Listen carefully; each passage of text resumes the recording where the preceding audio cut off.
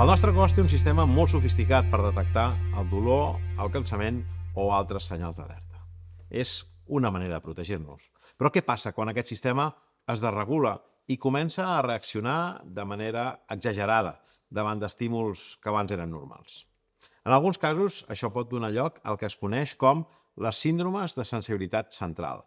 Parlem d'un conjunt de trastorns que poden provocar dolor crònic, fatiga intensa o altres símptomes que afecten de manera important a la vida de les persones i que sovint tenen una característica afegida, la incomprensió. No és estrany que moltes persones que conviuen amb aquestes síndromes hagin passat anys buscant una explicació, amb la frustració de sentir que el que els passa costa molt d'entendre. Avui volem comprendre, volem entendre millor què són aquestes síndromes, què en sabem sobre les seves causes i, sobretot, com s'estan abordant actualment des del camp de la medicina. Per parlar-ne ens acompanya la doctora Tere Mur, que és metgessa de família i comunitària de la Fundació Assistencial Mútua Terrassa. Jo sóc en Marc Ladorta i això que esteu veient és un nou Dijous de Mútua. Comencem. Doctora Tere Mur, benvinguda i moltes gràcies per ser avui als Dijous de Mútua. Bon dia, Marc. Molt bé. Per començar, situant-nos una mica què són exactament les síndromes de sensibilitat central. Doncs mira, intentarem explicar-ho el més fàcil possible perquè no ho és de fàcil. La base està en un augment de la resposta de les nostres neurones que gestionen el dolor i de més símptomes a nivell del sistema nerviós central. També a nivell de la mèdula hi ha una hiperexcitabilitat de la mèdula, hi ha una hiperresposta a nivell cortical i, a més, està alterada la inhibició d'aquests estímuls dolorosos. Hi ha una cosa que has dit al principi que m'ha agradat molt, que és el dolor és normal, no? El dolor en condicions normals és normal i és bo, perquè és un mecanisme de defensa del nostre organisme, no? Fins aquí, Clar, ens està avisant de que alguna cosa t'està passant. Quan hi ha aquesta disregulació, el nostre sistema nerviós central ens està avisant, ens està donant una alerta que no sabem on està, no? I dic no sabem on està perquè de moment no ho sabem, potser al futur ho sabrem, no? Però és el que diem el dolor sense lesió, no? On està aquesta lesió, doncs no la trobem, no? I és per aquest mecanisme de sensibilitat central. Per tant, ens queda una primera idea, que és la del dolor, que l'hem de retenir, però parlem de síndromes, en plural. Clar, què engloba tot això? Perquè entenc que no és només, diríem, una malaltia o una patologia concreta, no? Exacte. I si t'hi fixes, el nom de síndromes de sensibilitat central precisament fa referència a l'etiopatogènia, no? O sigui, el mecanisme. Ui, quina paraula. El mecanisme. Paraula lletja, Què vol dir etiopatogènia? El mecanisme que causa les patologies, no? Però engloba moltes. Les més conegudes segurament són la fibromiàlgia, la síndrome de fatiga crònica, la hipersensibilitat química, però n'hi ha moltes altres. Actualment sabem, incloem en les síndromes de sensibilitat, per exemple, el síndrome de cames inquietes, les migranyes, les cistitis per hipersensibilitat o el budell irritable, no? Per exemple. I aquest és aquest conjunt de patologies. Has explicat que el problema té a veure com el sistema nerviós processa aquests estímuls. Què vol dir exactament això? Què passa en el cos d'aquestes persones? Queda clar que pateixen dolor i queda clar que tenen una sensibilitat més alta, no?, del que seria la mitjana. Però què els hi passa en el cos? Bueno, doncs això, que el seu sistema nerviós central arriba a més estímul del que arribaria en condicions normals, és a dir, un estímul que habitualment no seria dolorós es converteix en dolorós per aquesta hiperreactivitat de les seves neurones i al mateix temps, a nivell del sistema nerviós central, tampoc sap inhibir, les vies inhibitòries d'aquest dolor tampoc funcionen, no? I això és el que diem la hiperalgèsia, la lodínia i totes aquestes paraules que ens indiquen que aquella gestió del dolor no és bo. El que no sabem és la causa primera de per què ha passat això. Quin neurotransmissor s'ha alterat, quin locus del sistema nerviós central està danyat o està alterat. El que no sabem és la causa primera. Probablement hi ha una base genètica, com en moltes malalties, no? Hi ha una predisposició, i després hi ha uns factors desencadenants, no? Que poden ser infeccions, que poden ser altres malalties, que poden ser intervencions quirúrgiques, que poden ser estrès emocional que fa que allò es dispari, no? I comencin a tenir aquests símptomes. Però la causa primera encara no la sabem. Encara no se sap. El que també sembla és que no només hi ha un quadre de dolor, sinó que normalment també va acompanyat d'altres símptomes, no sé, cansament, problemes de concentració, problemes per mantenir una cosa que evidentment interfereixen molt en una vida normal, no? Sí, sí, sí. Els problemes de concentració i memòria són habituals, els trastorns del sistema nerviós vegetatiu, per exemple, problemes de desequilibri, problemes de palpitacions, problemes de distèrmia, de canvis de temperatura... Tot això és per afectació del sistema nerviós autònom. Estem pensant que estem parlant del sistema nerviós, que és el que al final el que controla i el que realitza tot en el nostre organisme, no? Perquè nosaltres ni parlem, ni caminem, ni tal, si no tenim un sistema nerviós funcionant, no? I l'autònom és el que s'encarrega de les funcions autònomes, les que van soles, per dir-ho d'alguna manera, però també es pot veure afectat. Llavors, la gamma de símptomes és amplíssima. És amplíssima. Dintre d'aquestes síndromes, entenc que hi ha diferents malalties, de fet algunes ja l'hem començat a despertar. Quines són les més habituals per això? Perquè potser com a síndrome de sensibilitat central no és molt freqüent aquest terme, però en canvi si parlem de fibromiàlgia, això ja és un terme més conegut per tothom. Potser més conegut, és cert. I bueno, la prevalència de la fibromiàlgia s'estima que està entre un 3, un 3,5% de la població, la síndrome de fatiga crònica d'un 0,5 a un 1%, altres són molt menys desconegudes, però clar, precisament parlem de síndromes de sensibilitat central perquè cada cop, o almenys per l'experiència que jo mateixa tinc a la unitat i tal, cada cop trobes menys persones que tinguin només dolor, que seria pròpiament la fibromiàlgia, no? Que és el dolor crònic, sinó que quan interrogues, la majoria tenen aquestes altres coses, no? Tenen problemes de concentració, o tenen problemes amb la bufeta, o tenen problemes de colon, no? O sigui que pures, et diria, que jo li dic pures, no? Ja són poques. Clar, la línia és molt fina, no? És a dir, que per posar-lo en un calaix o en un altre és una mica complicat, no? Quin és el perfil més habitual de les persones que pateixen aquestes síndromes? Dius que hi ha una predisposició genètica, però després responen un perfil determinat? A mi no m'agrada gaire parlar de perfils, no? Però, per exemple, afecta més a dones que a homes. Això sí, és més freqüent en dones. Si haguéssim de dibuixar aquella persona, d'entrada seria una dona. Un 90% són dones. I són l'edat... Jo el que li poso al perfil a vegades és que normalment és d'edat, debut en edat joves. Joves vol dir 30, 40, No és habitual que un síndrome d'aquests debuti per sobre dels 50 o dels 60, no? Més aviat pots pensar que té una altra cosa, no? És més típic de fatiga crònica, tenim casos infantils, també estan descrits casos en la infància, però les edats més habituals són el 30-40, però després ens trobem, no? Nivells culturals, nivells socioeconòmics, totes aquestes coses, tenim de tot. I des del punt de vista mèdic? És a dir, s'ha arribat a detectar que les seves analítiques o que la seva... no sé, que tinguin algun paràmetre que surti alterat o que sigui comú en tots aquests quadres o no? No, de moment no, i això és important perquè això ens diu que de moment no tenim una prova única i diagnòstica d'aquestes patologies. És a dir, que jo li demano aquesta analítica o li faig aquesta prova i sé segur que és això. El diagnòstic segueix sent clínic.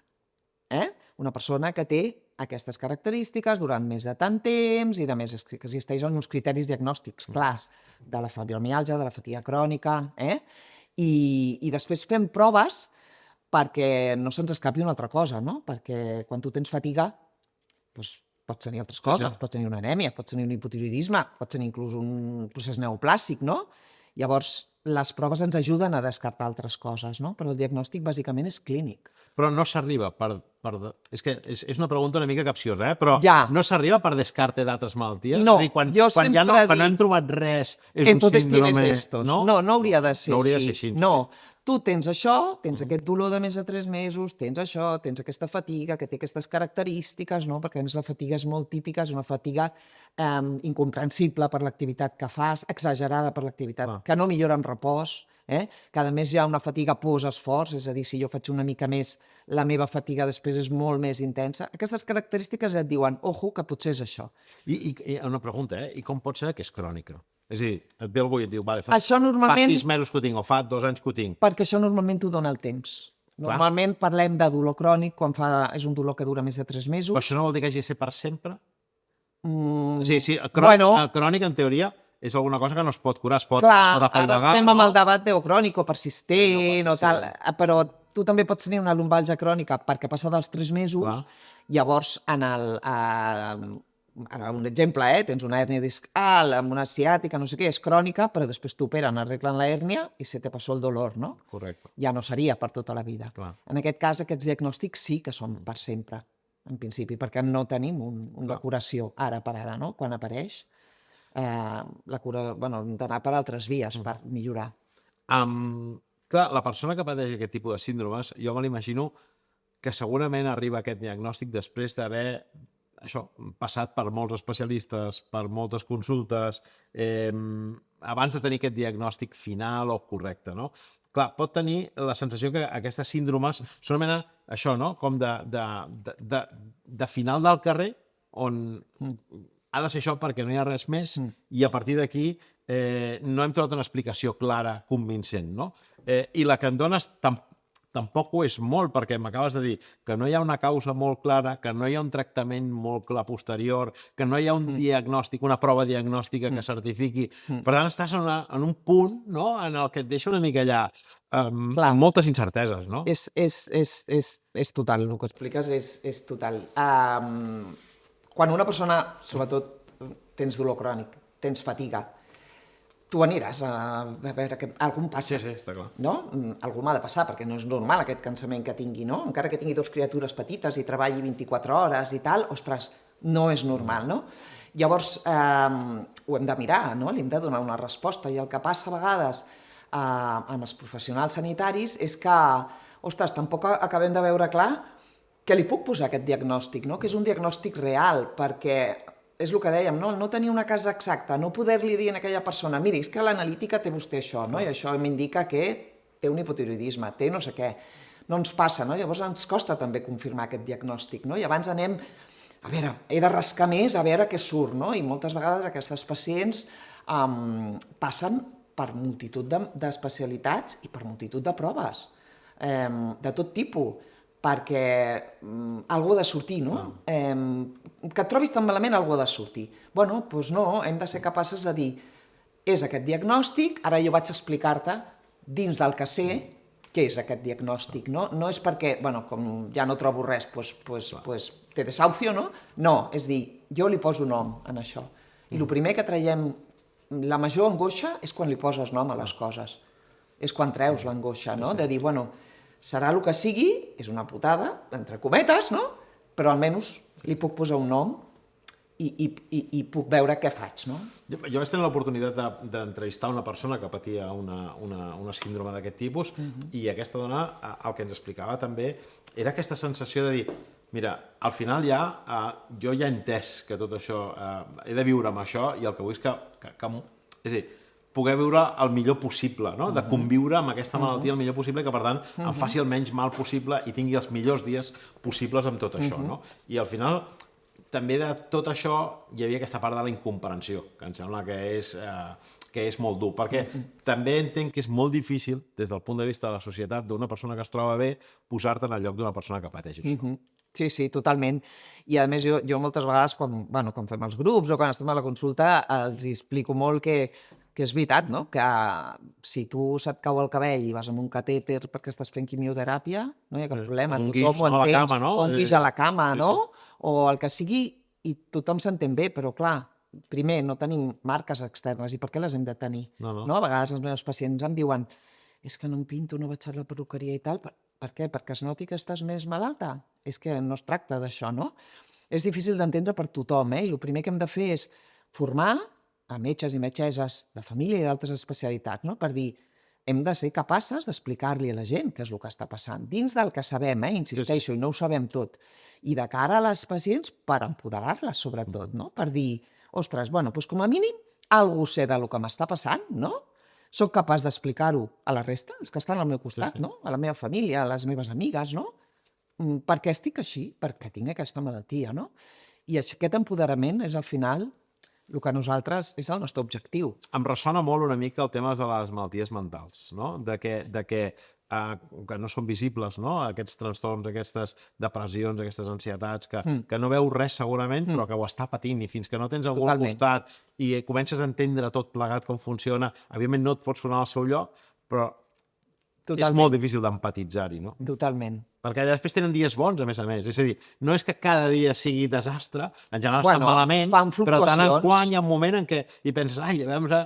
Són les típiques malalties que fluctuen en funció de les coses, que nosaltres és un terme que ens agrada molt també, de les coses que obren i tanquen la porta en aquests estímuls, no? D'això que t'arriba i després a la teva mèdula s'amplifica i tal, anem a veure què tanca la porta, no? I anem a veure què obre la porta. Evidentment, les situacions d'estrès, si tu estàs enfadada, si tu has tingut un no sé què, o si has tingut una infecció o tal, això obrirà la porta. Anem a veure què la tanca, no? Anem a treballar amb el que pugui tancar la porta. Què els diries a aquestes persones que estan a l'entorn d'aquestes pacients? Jo sobretot els diria que les escoltin, que estiguin al costat per acompanyar. Ni un extrem de convertir-les en unes invàlides, és a dir, tu no hagues nada perquè no et preocupis, no? Perquè no és això. Hem d'estar al costat, hem de pactar les coses que fem, no? Per exemple, és una cosa que treballem molt als grups, no? Pactem, probablement no pots fer un viatge a Roma com el resto de la gente, no? O el resto de tu família. Pactem com podem organitzar aquest viatge, no? Perquè tu no t'ho hagis de perdre. És aquest el que necessitem, que estiguin al costat, que ho entenguin, no? I per entendre-ho necessiten, primer, saber-ho elles mateixes, i segon, que vinguin a les nostres sessions de famílies i tal, que fem sovint als centres de primària i a la unitat. De fet, això ara em va perfecte. O que escoltin els dijous de mútua. Em va perfecte. Però sobretot, a banda d'escoltar els dijous de mútua, a les persones malaltes què se'ls hi pot oferir? Anava a aquesta part, diríem. Alguna cosa hem de poder fer perquè la seva qualitat de vida millori una mica. Com hem dit, no hi ha un tractament farmacològic específic, no hi ha un tractament curatiu. Hi ha alguns fàrmacs que tenen alguna evidència de que ens poden oferir una certa millora en el dolor, en la fatiga, però no és un tractament curatiu.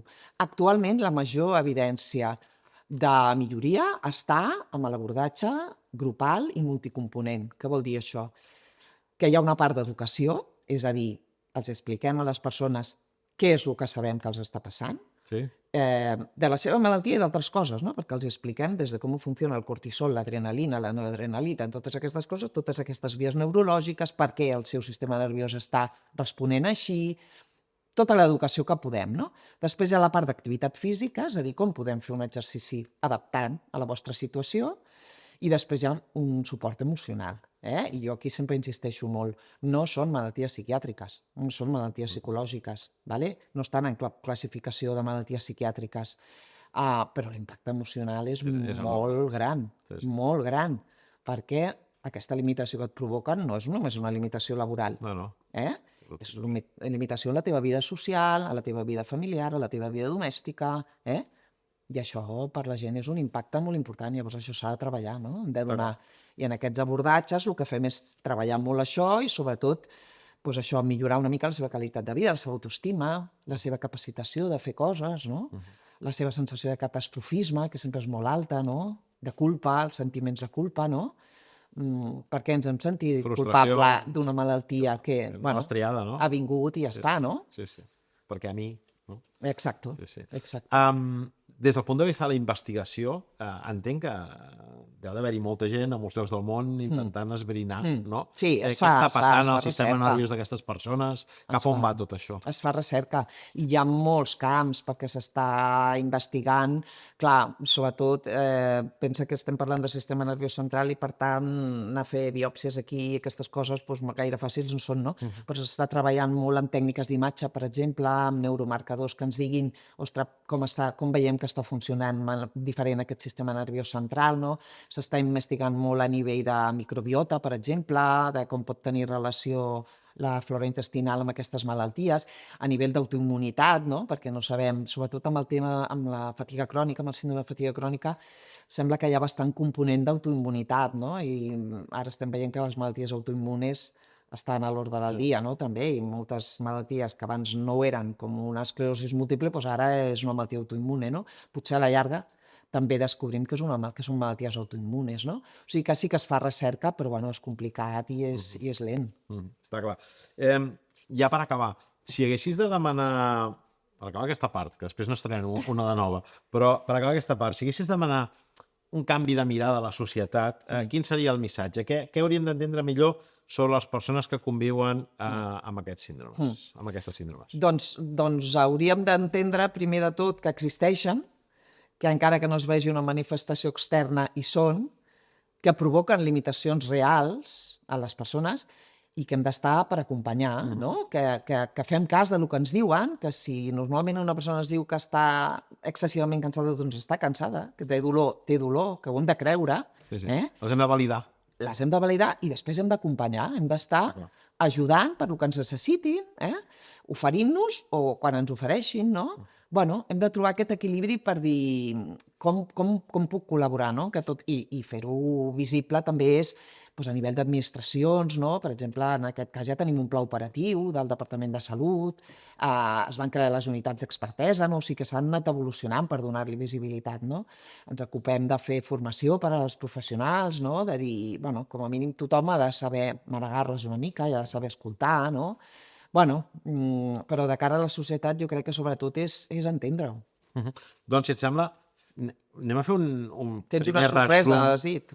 Que tens una sorpresa. Sí, però espera, abans de la sorpresa anem a fer un petit resum de les idees principals que ens has explicat. Hem explicat que els síndromes de sensibilitat central engloben un seguit de malalties que tenen un denominador comú, no? Que és aquesta hipersensibilitat, aquesta resposta exagerada, diríem, als estímuls del sistema nerviós, que poden afectar molt a la vida quotidiana, perquè a banda del dolor, també generen, des d'un punt de vista físic, cansament, faltes de concentració, intestí irritable en alguns casos, i a més, doncs generen aquest efecte emocional, també tenen aquest impacte emocional, des del punt de vista de la incomprensió, des del punt de vista de la frustració, de la culpa. Hem dit que costa, a més, arribar al diagnòstic d'aquestes malalties, perquè es barregen moltes coses, no hi ha un origen clar, que s'estan abordant des de la medicina en sentits bastant pluridisciplinars, des de diferents àmbits. Es poden donar alguns fàrmacs, però no són la solució definitiva, poden apaivagar moments específics de dolor. Hi ha persones concretes. Hi ha persones concretes, hi ha perfils concrets, però en tot cas també hi ha teràpies de grup, també hi ha suports en aquest sentit, i que el que cal fer sobretot és posar-nos en el lloc de l'altra persona, entendre que allò que estan sentint és exactament així, com ens ho estan manifestant, i posar-los la vida el més fàcil possible sense convertir-les en unes malaltes, no? Intentant que puguin fer el màxim de coses possibles. Més o menys crec que seria per aquí. Doncs moltes gràcies, doctor Amor, però no te'n vagis. Marxem, no t'aixequis, no m'aixeco jo tampoc, perquè avui estem d'estrena els dijous de Mútua. Hem estrenat també la imatge, hem estrenat també dispositius tecnològics que ens han permès adreçar-nos directament a càmera, i també comencem una nova secció, perquè quan ha estat anunciat a les xarxes aquest programa hem demanat que si algú tenia alguna consulta específica doncs per fer-la, que era un bon moment perquè teníem a la doctora Mur aquí. Per tant, ara traslladaré les preguntes, però abans obrim la consulta. Doncs obrim ara la consulta, tenim la doctora Tere Mur i tenim també 3 preguntes que ens han traslladat 3 dones, per descomptat, dèiem que el 90% d'aquests casos són de dones, doncs són 3 dones que ens han traslladat preguntes molt concretes dels seus casos i que aprofitarem que estàs aquí per traslladar-te-les. La primera és de la Maria i diu així, ens diu, tinc fibromiàlgia i darrerament tinc la temperatura corporal baixa. És normal això? Bueno, la disregulació tèrmica, distèrmia, té diversos noms, és el que hem comentat d'afectació del sistema nerviós autònom, no? El que dèiem de la inestabilitat, de les palpitacions, a vegades acúfens, El fons són aquests xiulets a les orelles i les variacions aquestes de temperatura per baix o per dalt també, no? Tenir alguna de febre sense tenir cap infecció ni res, està descrit dins de les alteracions que pot haver-hi. Per tant, podria encaixar dintre d'aquests quadres símptomes. Sí. La Carmen també vol saber per què li fa mal tot el cos i per què té aquest cansament tan agut que no li passa ni descansant i, en canvi, totes les analítiques li surten estupendes. És el que hem explicat, no? Del diagnòstic, perquè el diagnòstic principalment és clínic, no? Una persona que té dolor, de més de 3 mesos d'evolució, cada mes és un dolor difús, és un dolor muscular tipus gripal, com quan tens una grip, no? Una miàlgia, per això es diu fibromiàlgia. Una fatiga desproporcionada per l'activitat, que no millora amb el repòs. O sigui, quan tu compleixes aquests criteris, no?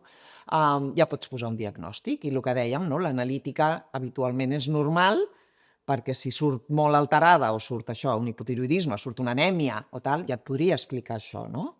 Llavors el que fem amb l'analítica és dir, ostres, és que és això el que tens, no? Però no, com no tens res, doncs serà això, no? El concepte és una miqueta diferent, però és molt habitual que les analítiques, perquè a més hem dit que habitualment és gent relativament jove, amb la qual cosa és habitual que tinguin una analítica molt correcta, clar. I acabem amb la Neus, que... S'ha de fer per això l'analítica. S'ha de fer l'analítica, no, està clar. No s'ha de deixar de mirar l'autoimmunitat, perquè a vegades en surt alguna malaltia autoimmune o alguna cosa. L'analítica ha de ser completa. I després, a més, que entenc que això no és incompatible en que tinguis alguna altra no, malaltia. Evidentment. Que es poden sumar les coses. Evidentment, sí. Jo sempre els dic, sou persones humanes. Podeu, a part d'això, que això és un error que a vegades... Podeu tenir... Això és un error que a vegades es comet, per exemple, quan van a urgències per un altre motiu, no? Jo també els dic, us heu de conèixer molt per saber, ostres, això que em passa és diferent, no és el meu. No és el de cada dia. Perquè poden tenir un infart, un còlic nefrític i altres coses. Clar, evidentment. La Neus té el síndrome de l'intestí irritable i ens pregunta per què el seu intestí reacciona tan fort a certs aliments tot i que siguin totalment saludables. Bona pregunta, perquè, clar, si estem parlant de que el budell irritable també és un mecanisme d'hipersensibilitat, no? D'aquest budell, doncs el més fàcil és que funcioni independentment del que tu menges o deixes de menjar, no? Com dèiem, a part pot haver-hi una altra persona que tingui una al·lèrgia, una cosa concreta, una intolerància i de més, no? Però si no, aquest és un budell que probablement s'afecta més quan tu tens una situació d'estrès o una situació d'angoixa o el que sigui, que no per la teva alimentació, que ha de ser saludable. El més ideal és que sigui saludable, però tampoc hi ha una dieta milagrosa, no? Parlem de les dietes antiinflamatòries, perquè pot haver-hi un cert component d'inflamació i pot millorar alguna cosa, però no existeix una dieta... És que això dels òrgans és com les persones. Hi ha persones que són més sensibles, que tu li fas un comentari a una persona i li rellisca, i n'hi fas una persona amb una altra i se posa a plorar.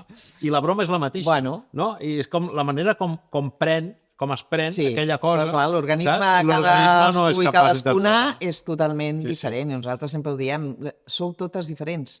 Quan parlem de colon irritable, el colon irritable té això, però després, en cada una, aquests símptomes poden ser totalment diferents. Molt bé, doncs, doctora Tere Moore, ara sí, metgessa, família i comunitària de la Fundació Assistencial Mútua de Terrassa, moltes gràcies per ajudar-nos avui als dijous de Mútua a entendre millor totes aquestes malalties al voltant de les síndromes de sensibilitat central. Avui hem après que hi ha malalties que es veuen i d'altres que no, però que totes són exactament igual de reals. I entendre-les és millor, és el primer pas per mirar-les amb més empatia i per acompanyar adequadament a les persones que les... Gràcies a vosaltres per visibilitzar-les. Doncs gràcies a tu per venir i gràcies també a les persones que ens seguiu a través de les xarxes socials de Mútua Terrassa i del diari digital Mont Terrassa, i recordeu que podeu utilitzar-les també per traslladar-nos aquelles preguntes que tingueu sobre els temes que anirem tractant. Fins aleshores, molta salut a tots i a totes i ens retrobem en un nou dijous de Mútua. Fins llavors.